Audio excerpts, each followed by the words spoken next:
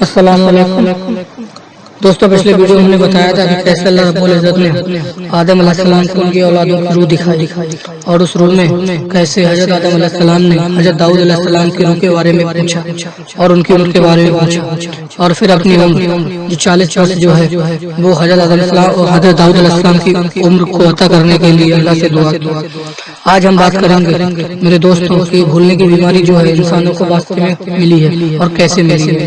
جب حضرت آدم علیہ السلام کی روح قبض کرنے کا وقت آیا تو حضرت آدم علیہ السلام نے فرمایا میری عمر میں تو ابھی 40 سال باقی ہیں۔ آپ کو بتایا گیا کہ آپ نے اپنی عمر کے 40 سال تو حضرت داؤد علیہ السلام کو دان دے دیے۔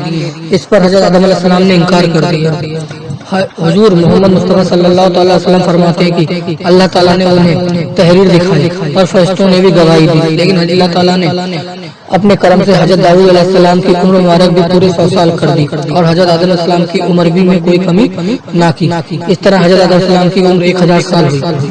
ایک روایت میں ہے کہ اللہ تعالیٰ نے حضرت آدم علیہ السلام کی پیٹ سے قیامت تک پیدا ہونے والی اولادوں کو اکٹھا کیا، انہیں شکل صورت دے کر ان سے گفتگو فرمائی اور ان سے پختہ وعدہ کیا۔ وہ پکا وعدہ یہ تھا کہ ان سے پوچھا کیا میں تمہارا رب نہیں ہوں؟ تمام ابن آدم نے جواب دیا کیوں نہیں، بے شک وہی ہمارا رب ہے۔ اللہ تعالیٰ نے فرمایا میں اس پر 7 آسمان اور 7 زمین کو گواہ مقرر کرتا ہوں اور تمہارے باپ آدم بھی گواہ ہوں گے، کہیں قیامت کے دن تم یہ نہ کہنے لگو کہ ہم تو اس بات سے یا اس باتیں کو جانتے بھی نہیں۔ میرا عہد یہ ہے کہ سوائے میرے کوئی عبادت کے لائق نہیں اور میرے سوا تمہارا کوئی رب نہیں۔ میرے ساتھ کسی کو سازدار یا شریک مت بنانا۔ میں تمہاری طرح رسول بھیجوں گا جو تمہیں میرا عہد و پیغام وعدہ یاد دلائیں گے، اور میں تمہاری ہدایت کے لیے کتابیں نازل کروں گا۔ اولاد آدم نے کہا ہم گواہی دیتے ہیں کہ تو ہی ہمارا رب ہے اور معبود ہے، تیرے سوا کوئی ہمارا رب نہیں اور تیرے سوا کوئی ہمارا معبود نہیں۔ اس طرح ایک دن تمام بنی آدم نے اس حقیقت کا اقرار کیا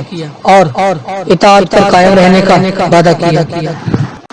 اللہ تعالیٰ نے حضرت آدم علیہ السلام کو بلند کیا تو انہوں نے اپنی اولادوں کو دیکھا جس میں کچھ بہت امیر تھے، کچھ بہت غریب تھے، کچھ بہت خوبصورت تھے اور کچھ بدصورت تھے۔ حضرت آدم علیہ السلام نے عرض کیا اے میرے رب تو نے میری اولادوں کو ایک جیسا کیوں نہیں بنایا؟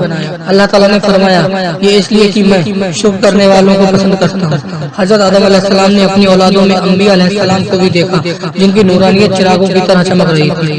جب شیطان مردود اور لعنتی ہو گیا تو اس کے جنت میں داخل ہونے پر روک لگا دی گئی، اب وہ جنت میں داخل نہیں ہو سکتا تھا۔ اللہ سبحانہ وتعالیٰ نے آدم علیہ السلام کو علم اور حکمت کی باتیں سکھائیں۔ غرض یہ ہے کہ دنیا میں جتنی بھی بھاشائیں بولی جاتی ہیں وہ سب اور دنیا کے تمام ہنر سکھائے اور تمام چیزوں کے نام بھی سکھائے۔ پھر اللہ سبحانہ وتعالیٰ نے تمام فرشتوں کے سامنے حضرت آدم علیہ السلام کو حکم دیا اے آدم بیان کر جو بھی باتیں اور علم میں نے تجھے سکھائے ہیں اگر تو سچا ہے۔ حضرت آدم علیہ السلام نے وہ ساری باتیں اور وہ سارا علم جو اللہ سبحانہ وتعالیٰ نے آپ کو سکھایا تھا سب فرشتوں کے سامنے بیان کر دیا۔ اس پر تمام فرشتوں نے ایک ساتھ کہا پاک ہے تو اے ہمارے رب، بے شک تو جو جانتا ہے وہ ہم نہیں جانتے۔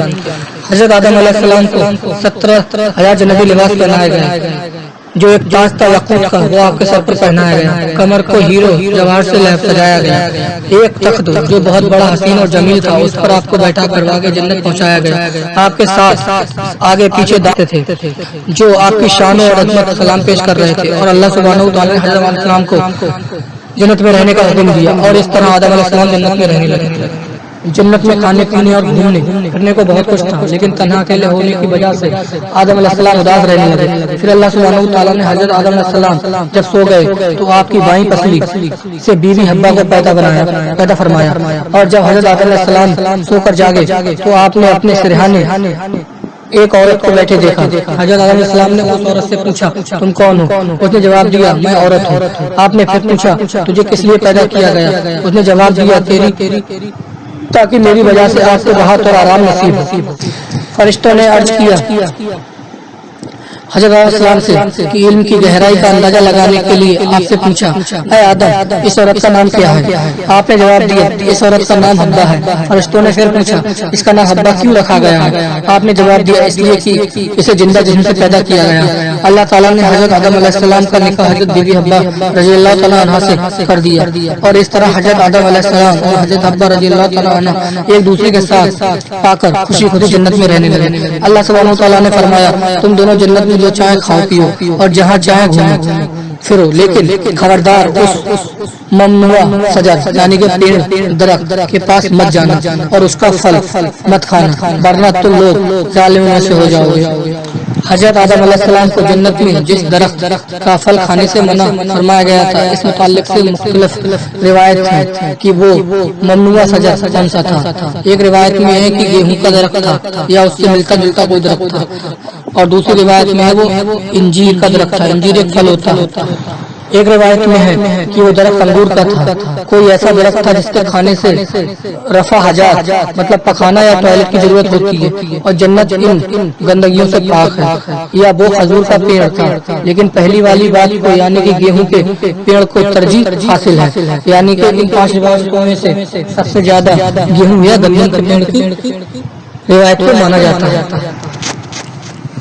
جنت میں سانپ یعنی کہ اسنیک، مور یعنی کہ پیکاک بھی رہتے تھے، اور وہ دونوں جنت سے باہر بھی آیا جایا کرتے تھے۔ اس وقت سانپ کے پیر بھی ہوتے تھے اور اس کے منہ سے ابرک کی بہت اچھی خوشبو آتی تھی، اور مور جتنا بھی خوبصورت ہے اس سے بھی کہیں زیادہ خوبصورت ہوا کرتا تھا، اور اس کے پیر بھی بہت خوبصورت ہوا کرتے تھے۔ ایک دن جب دونوں جنت سے باہر آئے تو شیطان نے ان کی ملاقات ہوئی۔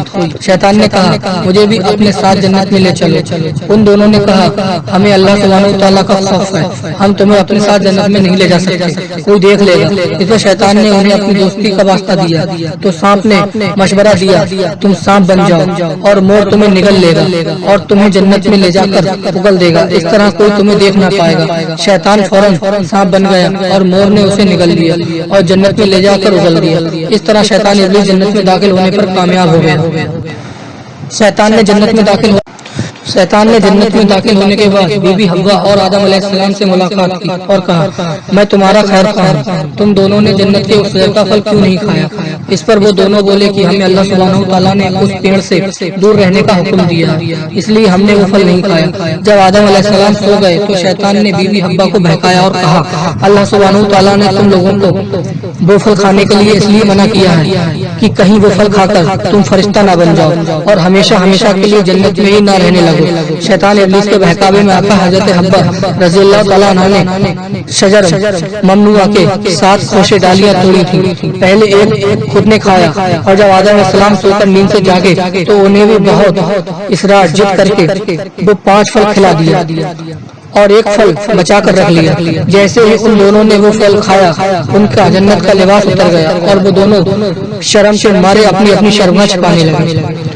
حضرت آدم علیہ السلام رونے لگے اور اپنے بدن کو چھپانے کی فکر کرنے لگے۔ جس درخت کے پاس جاتے وہ پیڑ آپ سے دور ہو جاتا۔ آخر میں انجیر کے پیڑ کے 4 پتوں سے آپ نے اپنے جسم کو چھپایا۔